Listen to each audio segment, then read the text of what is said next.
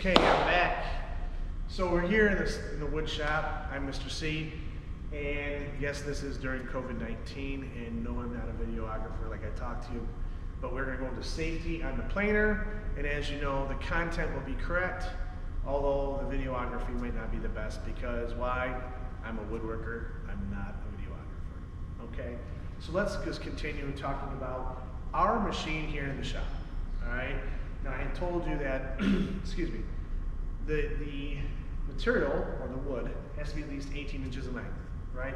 Because we have a pressure roller in the front, pressure roller in the back that helps bring the material through. We have the cutter head in the center. Now that's rotating in this direction, the opposite direction. So that's why it's really important that you have the material long enough to stay in contact with those rollers so you don't create a flying projectile in an unsafe environment.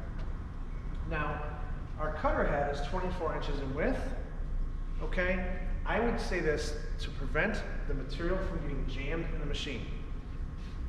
We'll have the material about a ½ inch away on this side, ½ inch away on that side when you're putting the material in. Now, the reason why I'm saying that is this.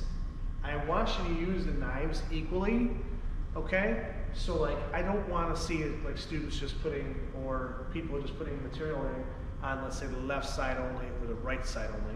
I want you to use it equally depending on where your material is going in, okay? Now, we can take off 1/16 of an inch per pass, okay? Starting with crown side up, put that through. Once it cleans up that surface, goes through once, flip the board over, raise the bed 1/16, and we'll put it back in again, okay? Now I need to talk to you also about dust collection.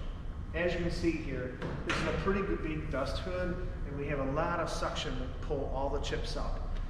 This machine will make a significant amount of chips because it is planing the whole surface of your board. This whole thing is being planed, okay?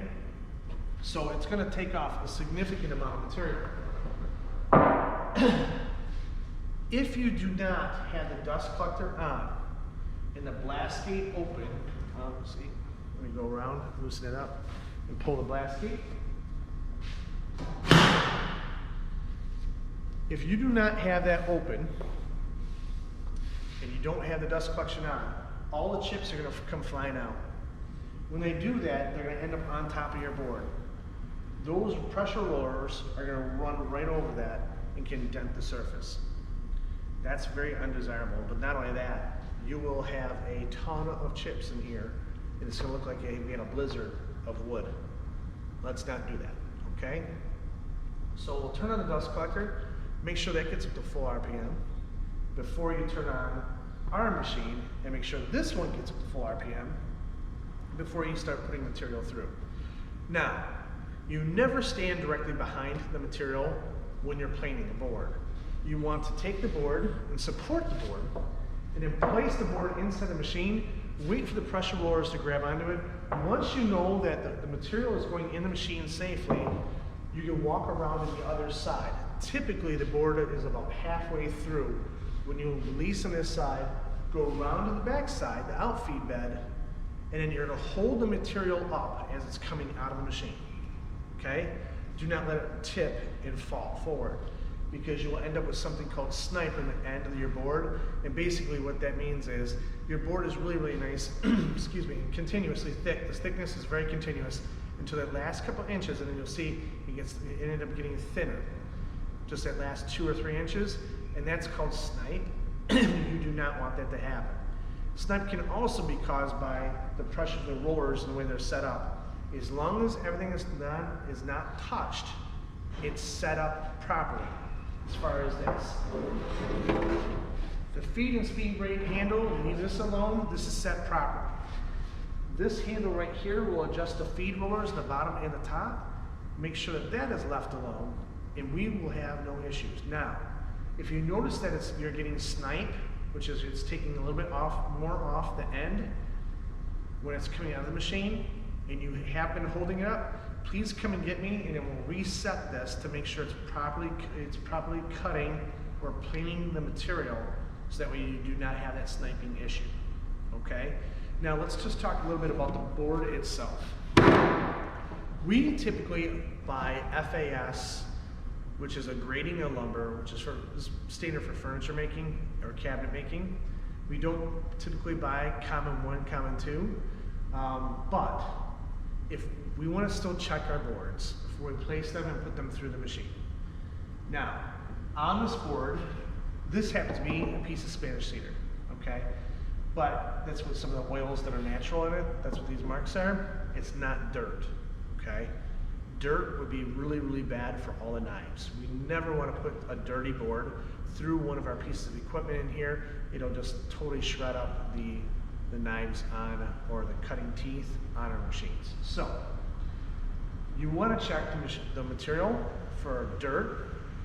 If you want to make sure there's no like spikes or any metal in it, you want to make sure that there is no knots or checking at the ends, stuff like that, okay? So you have a nice clean board to go ahead and plane, and we don't have to worry about any parts coming off or any pieces coming off and flying around inside the machine. Now also, when you place your board, so let's say we're ready to go.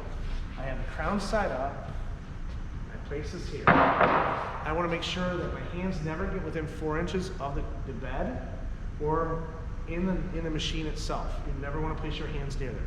We always maintain a 4-inch margin of safety for everything we do in here as far as in the wood shop, okay? So we hold and support our material, we place it in, we make sure that the RPMs are running full RPM, and we are not sticking our face down there or anything like that. Now, if the board gets jammed in the machine, the first thing that you do is this, is you turn off the machine, come around to the brake side. If you're on that side when you're holding the material, just hold on, turn it off, walk around, and pull the brake release, and you will hear the cutter head stop, okay? Whatever you do, you never want to stand directly behind the board.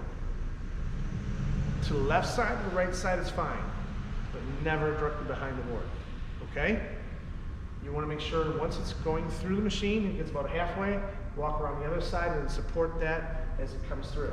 Now what I'm going to do here is I'm going to go turn on the dust collector. I'm going to wait for that to spool up, get up to full RPM.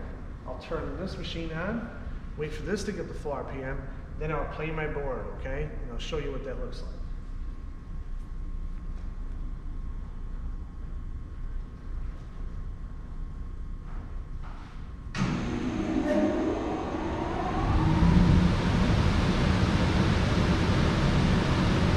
Okay, now that we have proper suction from the dust collector, oh, I need to turn the power back on, correct?